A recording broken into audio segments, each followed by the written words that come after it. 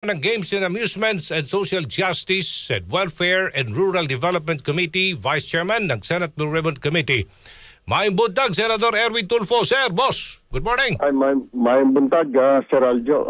Maayong buntag sa tanan. Maayong imuhang gihuna-huna, Senator Erwin Tulfo, para masigurado na wala nang tawag dito, pork barrel or discretionary funds na allocate sa mga lawmakers. Wala nang pork barrel by 2026. Sigurado na ba yan, Senador Erwin? Nag-focus kami yung majority at saka may ilang minority na nag-attend para pag-usapan nga yan. At dahil ang instruction nga ni Senate President Soto ay iwasan na yung mga mga insertion na wala namang katuturan kasi nagamit yan, inabuso nung ilan during the previous years. Kaya dyan, nagkaroon tayo ng mga flood control na yan, doon binuhos. So this year, talagang we made sure, lalo na ni Chairman Sherwin Gatchalian, ang Chairman ng Finance, na walang mga insertion na para kumita ang isang mambabatas. Mag-identify by Aljo, pwede. I-identify niya na ito para sa DPWH ng bahala, kailangan ng tulay. Karamihan sa mga mga advice o yung panukala ng mga mambabatas sa mga kasamahan ko ay yung mga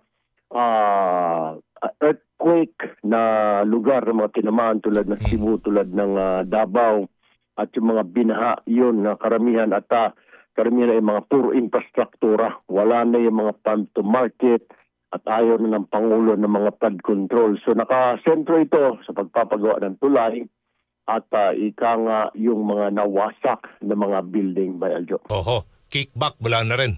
Yun, mga kickback na yan, sir. Boss. Yan ang iniwasan natin by Aljo dahil galit pa ang taong bayan. Walang iniwan yan by Aljo. Yung nanay mo, nahuli kang kinikback mo yung pang tuition mo. Galit pa yung nanay mo. Dapat umayos. Dapat hindi ka pwedeng magpa-wardi-wardi dyan. Lulukuhin mo na naman yung nanay mo. Ay talagang makakatikim ka na. Kasi problema dyan, Senator by Erwin, kining kuhan dyan sa mga small committees ba? Doon nagkakaroon ba ng insertions eh. Di ba yung panukalan ninyo dapat ibo-broadcast yan? May public broadcast yan, ipakikita talaga ang lahat. Live yung live streaming. Yung Department of Finance, Department of yung NEDA, DBM, na magkaroon deliberation at saka napag-usapan, ganun din sa Bicameral Conference Committee, ilalive din ito para nababantayan ng mga kababayan natin, napapanood nila. So, kahapon, maagang natapos yung budget hearing because of the fact na tradisyon pala sa Senado, pag may namatay na kasamahan o dating kasamahan, ay itinitigil muna, nag-a-adjourn to give way at respect doon sa namatay. Kahapon na po ay namatay si dating Senador Juan Ponce Enrile at dating naging Senate President. Kaya itinigil muna at sa Lunes na patuloy ang budget hearing muli, Bayaljo. Okay. Tatanggalin din ba itong SAGIP? Strengthening Assistance for Government Infrastructure and Social Programs? Isa ilalim ito ng unprogrammed funds? Tama ho ba, Senador? Yan nga, Bay Aljo. Iwasan na natin yung mga unprogrammed na yan kasi dyan nagkahulihan na tuon hinugot. Ngayon ay talaga sisiguruduhin at uunahin namin sa Senado yung mga government-sponsored mga programs tulad ng mga meron tayong mga counterpart tulad ng North Railway na yan na may counterpart tayo na Japanese government. Kailangan nating panindigan yan at nakakahiya dahil meron silang ipinondo tapos tayo wala, nakakahiya naman, Bay Aljo. Parang walang iniwan yan, Bay Aljo. Sasabihin na kapitbahay mo, Sir Aljo, ayusin natin yung bakod mo kasi apektado rin kami. Siya magbibigay siya tapos ikaw wala ka ibibigay. Nakakahiya, di ba? May iba ako, Senator Erwin, isinulong nyo rin itong Hospital Bed Capacity Expansion Act. Tama yan, Aljo. Actually, dalawa kami ni Senadora Risa Ontiveros kasi Yung sinasabi ng Pangulo kasi, maganda yung kanyang adhikain na zero billing. Ang problema by Aljo sa mga government hospital, yung mga libreng hospital bed, madaling maubos yun.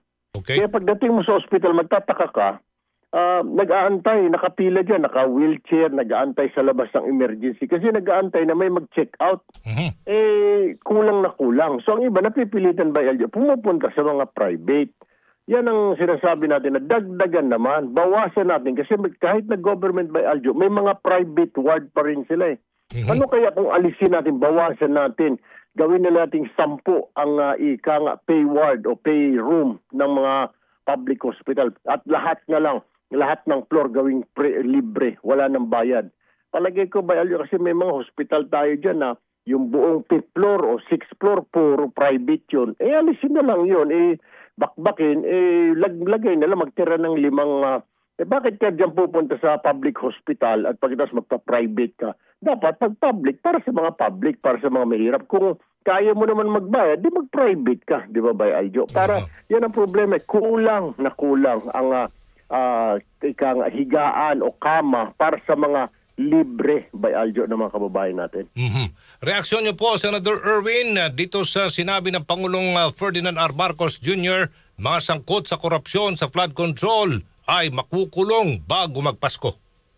Yan ang inaantay ng kababayan natin by Aljo. Hindi titigil ang lahat kapag walang naparusahan. Kasi parang ang tawag dyan sa English, lip service. Kaya the President's making sure na yung kanyang inumpisahan ay matatapos din. Kailangan by December may makulong. Abay, ilang buwan niya nang in-expose siyang nakawan sa flood control. Pagkatapos kung wala pa rin masasampahan ng kaso, walang makukulong, dapat talagang may makulong by Aljo. May makulong dahil sa kasong plunder, pandarambong, meron naman nanagot yan.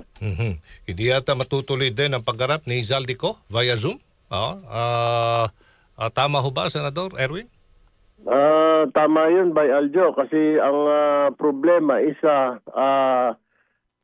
paano mo siya masasite in contempt? Paano mo siya isa-cite kung nasa abroad siya? Unfair din naman doon sa mga ituturo niya na ituturo ng mga kasamahan niya. Paano kung i-cross-examine? Kung nagsisinungaling na, yun ang magiging problema dyan. Whereas kung physically present ka dyan at mahuli ka na nagsisinungaling, pwede kang i-cite for contempt at maikulong ka dyan sa ibaba ng Senado. Dahil lalo na ngayon, ordinary civilian na siya. Pero yung Zoom kasi yan, pwede lang yan sa mga committee hearing by Aljo. Pero pag mga investigation, kailangan physically present, yan ang napagdesisyonan. Kasi madaling magturo by Aljo. Turo ng turo. Paano pag cross-examine mo na, kung mali-mali na, paano mo isa-cite ng contempt nasa ibang bansa? Kailangan, ikaw yung parang pinaka-star witness, kailangan nandito ka, hindi ka yan dyan sa kung saan kang bahagi ng mundo at turo ka lang ng turo. Kailangan you should be here. Last question na lang ho. Anong tugon dito ng DNR? Ngayon sinusulong niyo po total activity ban enforcement of environmental laws to protect Sierra Madre. Inaantabayanan ko nga by Aljo na pagsalang ng Department of Environment sa Senate para doon sa kanilang national budget. Isa lang yung tatanong natin by Aljo. Protected area ang Sierra Madre. Bagamat hindi naman lahat. Ang parang protected zone lang ay sa sa Isabela. Pero dito nagkakaroon ng problema by Aljo. Dito nagkakaroon ng kalukuhan dahil nakakita sila ng butas. Outside of Isabela, pwede sila magtayo ng mga mining, mga logging, kung ano-ano. Dito lang by Aljo, sa may Montalban. Bahagi pa rin Sierra Madre dyan. Marami na mga swimming pool dyan, kung ano-anong resort. Sa ating panukala by Aljo, total, 0. Simula sa Cagayan hanggang dito sa Quezon Province, walang magtatayo na ng mga mining, logging. Kung meron na, kung pwede, patanggal na yan, alisin by Aljo. Kasi yan ay para sa future ng mga anak natin. Yan ang magkukubli at magsasalba muli para doon sa mga generations to come by Aljo. Okay. Daghang kay salamat, Senator Erwin Tulfo. May buntag, boss. Thank you. Thank you, sir. Thank you. Good morning. Thank you.